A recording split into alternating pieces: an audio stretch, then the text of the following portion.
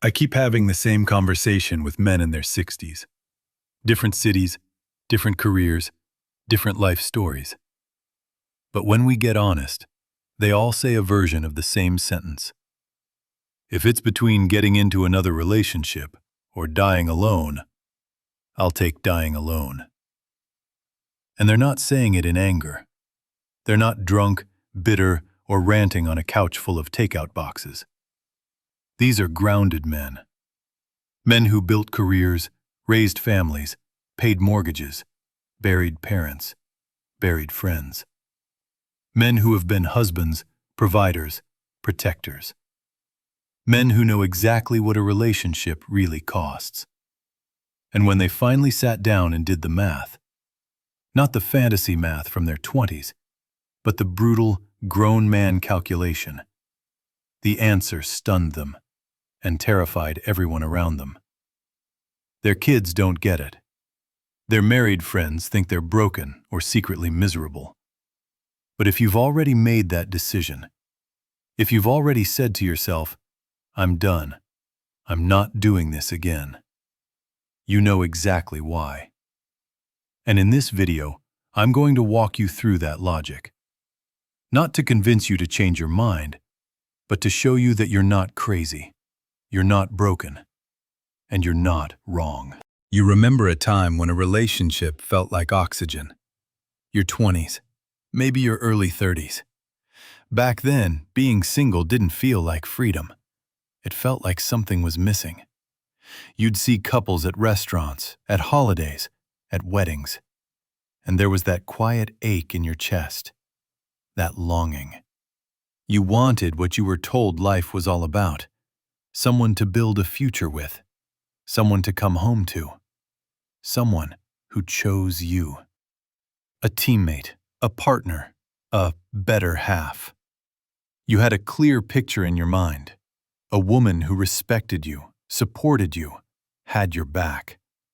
A home filled with warmth, routine, stability. Two people building something bigger than either could alone. So you chased it. You took the hits. You dated, got rejected, kept trying. You believed the reward, love, family, stability, legacy, was worth the risk, the pain, the effort. Maybe you found her. Maybe you married her. You put in 10, 20, 30 years. You did what men are taught to do. You showed up every day. You worked. You provided. You protected your family. You absorbed her stress. You managed her moods. You swallowed your own needs for the sake of the relationship. You thought, this is what partnership looks like. Give and take, sacrifice and reward. We're building a life. And then, something changed. Divorce, her passing, or just a slow, quiet, painful ending. However it ended, you survived it. You came out the other side, bruised, yes, but alive. And for the first time in a long time, you felt something you didn't expect. Relief.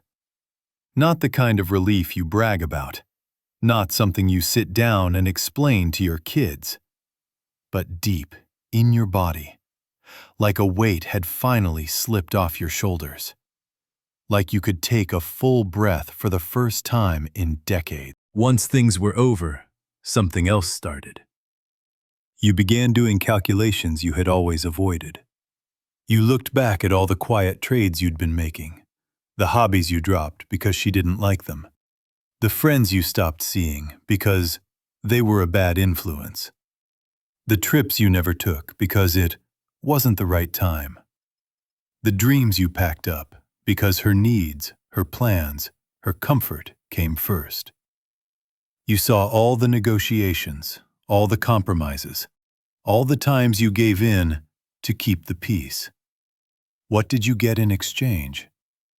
Yes, you got companionship, memories, shared holidays, moments of genuine love. But the cost?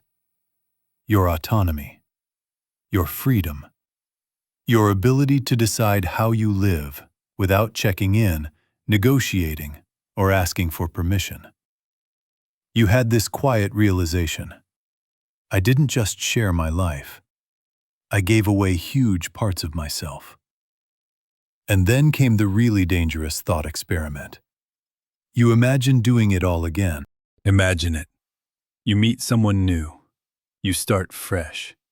At first, it's fun. Light flirting, good dinners, both of you on your best behavior. But slowly you start to see who she actually is, what she expects, what she demands, what she thinks a man should do for her. You picture her moving into your space, the home you finally turned into a quiet, peaceful sanctuary. You see your routines changing, her opinions about how you live. Why do you eat that? Why do you watch this? Why do you need to see those friends? Why didn't you call? Where were you? You imagine holidays with her family, obligations you didn't sign up for, dinner tables full of conversations you don't care about, events you attend not because you want to, but because not going would cause a problem. Then you boil it all down to a simple equation. What do I actually gain? What do I actually lose? Gain: companionship, sex and physical affection, someone to talk to, not technically being alone. Loss: your quiet, your freedom, your space, your time, your money, your right to be selfish with the years you have left. You look at that equation, and for the first time in your life, you don't let your hormones, your guilt, or society's expectations answer for you. The math is brutal but honest. For me, it's not worth it. And here's the part nobody says out loud. You don't actually want a modern relationship anymore. You want the fantasy you had at 25. But you've already lived the reality. You know the real price. And you've decided you're not paying it again. But let's say you ignore that inner voice. You think, maybe I'm being dramatic. Let me at least try. So you step into the modern dating world. You're not meeting someone through your church group anymore. Not through mutual friends at a barbecue. Now it's apps. Tinder, Bumble, Match, whatever's popular this month.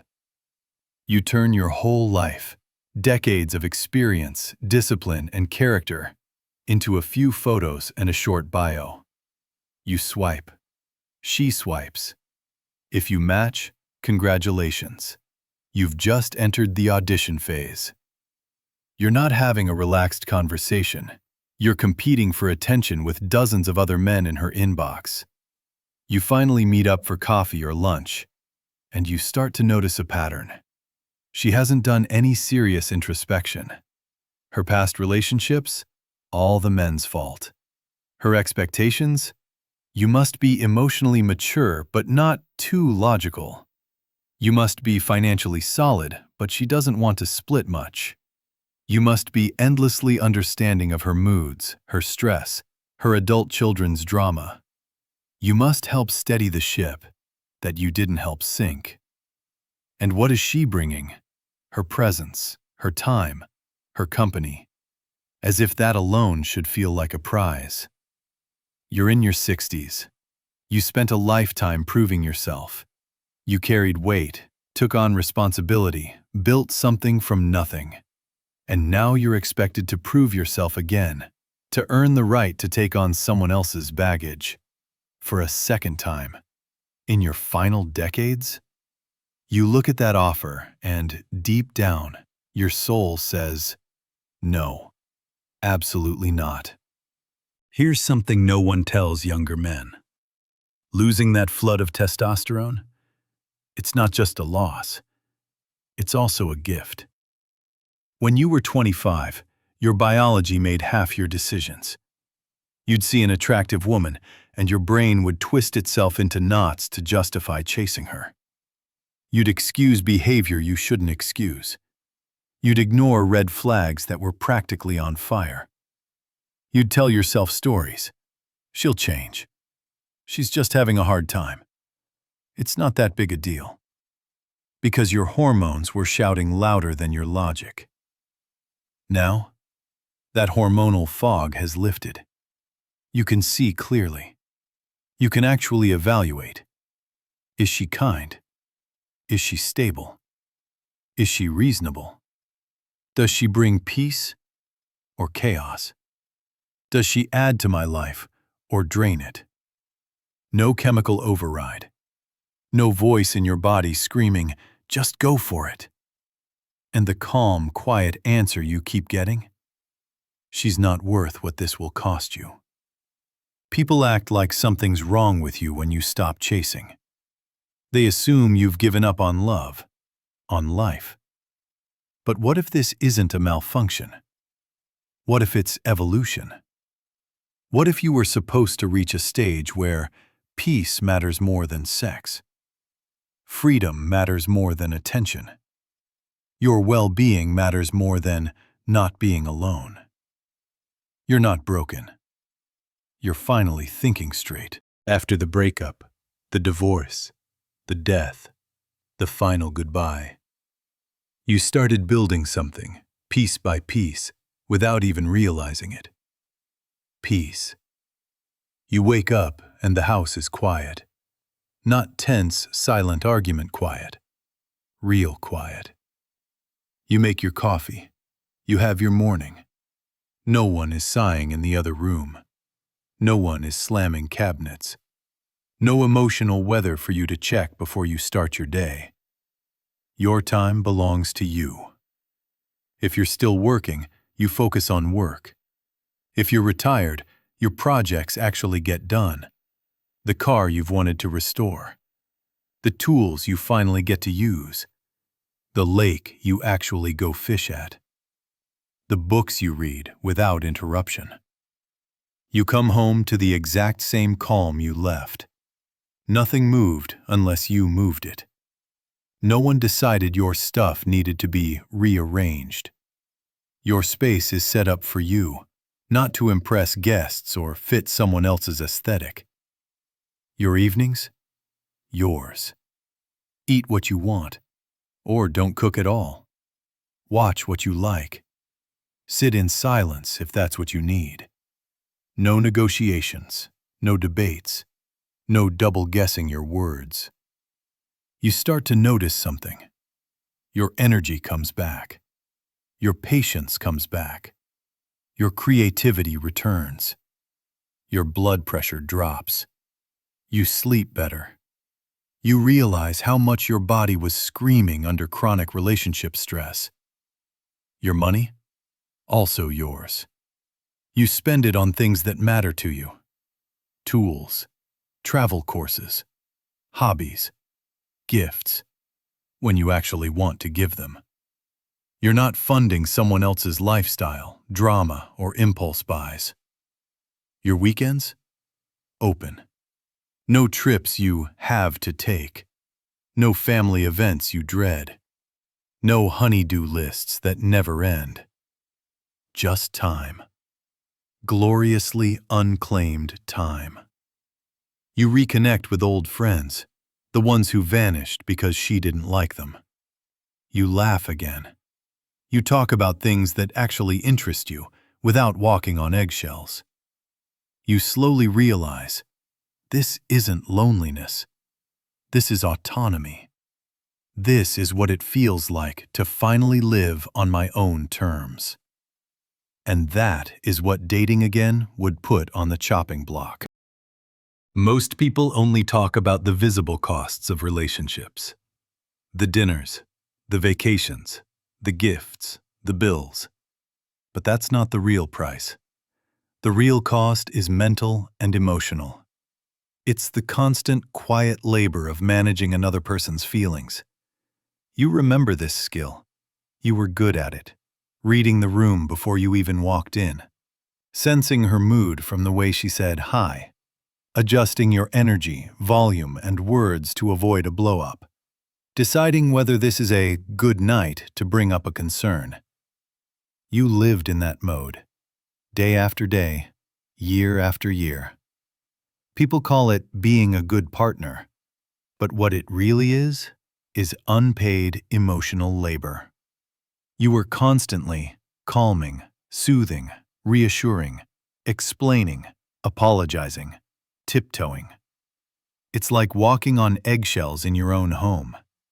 And now that you've had time away from that, you've realized something important. You don't want to do that again. Not for anyone. Not even a better person. Not even a woman who seems low drama. Because the issue isn't just who she is. It's the role you're required to play. You've discovered what it feels like to come home and simply exist. No scanning, no adjusting, no performing. Just being. And once you've had that, you're not eager to give it up. Here's what most women don't understand when they hear a man say, "I'm done dating." They think you're bruised, but still in the game. They assume you're secretly open to being convinced. They believe, if they're attractive enough, if they're chill enough, if they're low maintenance enough, you'll come around. They think you're waiting for a unicorn. But you're not. You're not negotiating. You're not holding out for a better deal. You're not secretly hoping someone proves you wrong. You've looked at the whole concept of being in a relationship again, every version, every variation, and decided, even the best relationship can't compete with the peace I have now. Not because you hate women, not because you're bitter, but because you know, with experience most people don't have yet, what your peace is actually worth. And for you, it's worth more than any relationship can offer. That's not damage. That's wisdom. Your family doesn't get it. Your kids worry. "Dad, don't you want companionship? Don't you want someone to grow old with?" Your married friends really don't get it.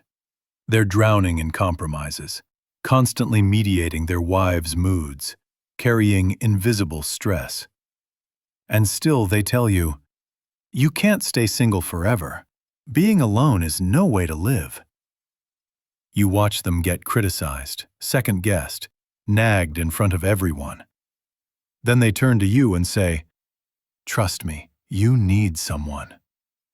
And you sit there thinking, if that's the dream, I'll pass. But you don't argue. You just smile and listen. Because here's the truth.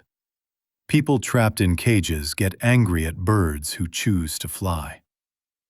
Your choice not to re-enter the cage doesn't just confuse them. It threatens them. If you can be content alone, if you can be fulfilled without a partner, then they have to question everything they've tolerated and justified for years. Your peace is a mirror they didn't ask to look into, so they project their fear onto you. You're running away from love. You're just scared. You'll change your mind when you're older. But you're already older, and you've never seen things more clearly. So what are you really choosing when you say, "I'd rather die alone than date again"? You're not choosing misery. You're choosing ownership. You're choosing mornings that belong entirely to you. Evenings with no tension, no eggshells. Weekends with zero forced obligations. Financial freedom to invest in your priorities. Friendships that energize instead of drain you. Hobbies that light you up instead of obligations that wear you down. You're choosing a life designed around what you value, not what someone else demands. You don't wake up euphoric every single day, but you do wake up without dread, without wondering, what version of her am I going to get today? You open your eyes, and the day is yours. Your time, your space, your energy. You're choosing The right to say yes without asking permission. The right to say no without starting a fight. The right to protect your peace. This isn't about hating women. It's about finally loving yourself enough to stop trading your sanity for approval. People act like you're missing out on some grand prize. Let's be honest about what you're avoiding. You're not missing manufactured drama that demands your immediate attention. Endless tests to see how jealous, patient, or compliant you are. Being monitored. Where were you? Who were you with? Why didn't you text back? Her adult children's crises becoming your burden. Social obligations you hate with people you don't care about. Subtle control over your time, friends, and hobbies. Being blamed for not reading her mind.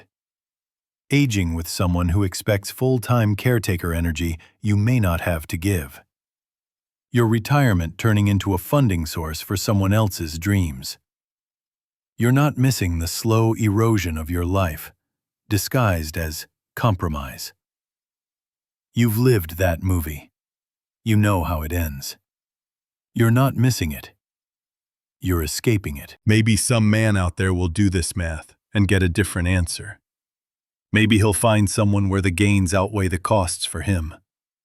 That's his life, his choice. But if, as you've listened to this, you've been silently nodding, if you've felt these words in your chest, if you've already made this decision quietly, but never said it out loud, you're not alone. And you're not wrong. You've spent decades providing, protecting, proving yourself, carrying others. You've paid your dues. You've earned your freedom.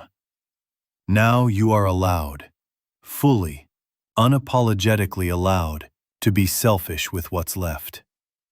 Not selfish in the cruel sense, selfish in the healthy sense. Guarding your peace, guarding your time, guarding your sanity. So when someone asks, would you really rather die alone than be in a relationship again?